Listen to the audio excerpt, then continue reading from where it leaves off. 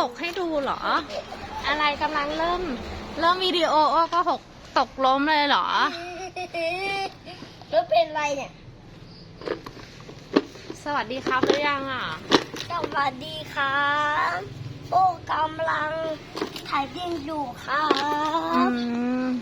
แนะนำเพื่อนๆดูสิครับดูนี่โอ้เหยียบดินก่อน โอ้เหยียบดินโอ้จะทำอะไรกับดินน่ะดูนี่โอ้ตู้ถ่ายดินให้เรียบก่อนพี่ไม่จะมีรถคันนี้เลยไม่มีเดี๋ยวเลยหนอชอบไหมชอบรถคันใหญ่ๆไหมครับใช่ค่ะชอบรถคันนี้ค่ะโอ้ดูชอบรถคันใหญ่ๆก็ลุยไปเลยนะอยากได้รถคันใหญ่ๆก็ลุยทำไปเลยไหนจะทำอะไรให้ดูอ่ะ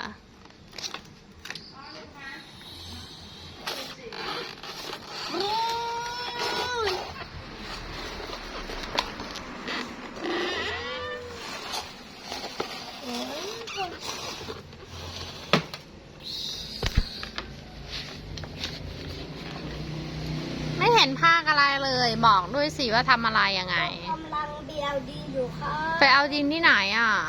ที่นั่นค่ะไปเอาดินขนดินอีกแล้วเหรอใช่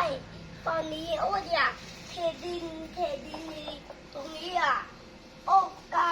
อยากเทดินตรงนี้แล้วเทตรงนั้นอยากเทตรงนี้เทตรงนี้เทหมดเลยเราโอ้ทำตรงนี้เล่นตรงนี้ได้ไหมอ่ะมัมมี่ไม่อยากเดินไปเลยอ่ะอยู่ตรงนี้ได้ไหมมีครั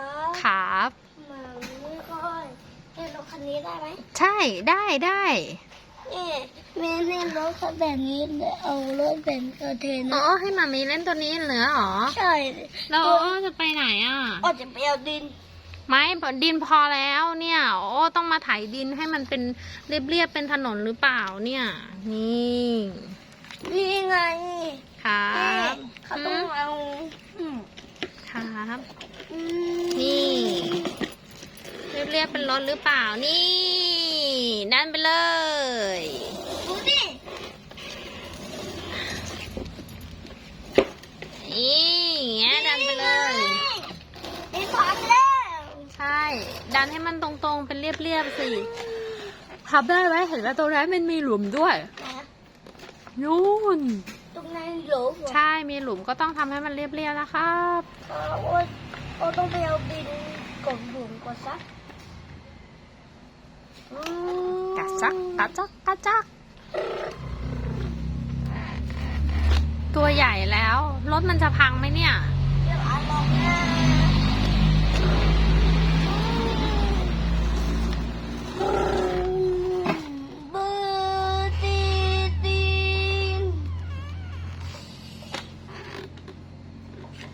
บึ้มไหมบึ้นเนี่ยครับเนี่ยเราล็อกคันนี้ไปก่อนครับเนี่ยรถคันนี้ตักดินแล้วก็เนี่ยรถคันนี้ไถอย่างนี้นะทำได้ไหม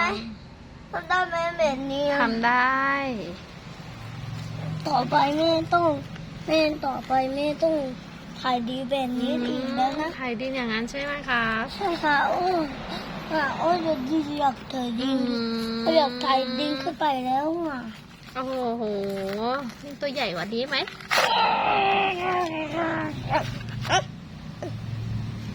รถก็พังหมดเลยสิแบบนี้รถต้องอยากดิ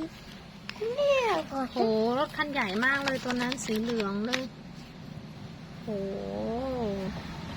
คันตัวนี้ก็สีเหลืองนะตัวนี้ก็สีเหลืองไม่กึ่งคันตัวนี้ก็สีเหลืองเหมือนกันสีเหลืองเต็มไปหมดเลย ไปเอาดินก่อนซะไปเอาดินมาเพิ่มทำไมดินมันเยอะอยู่แล้วนะครับไม่มีใครไปอยู่ทางนู้นเลยนะครับไม่มีรถมาใช่ครับถ่าย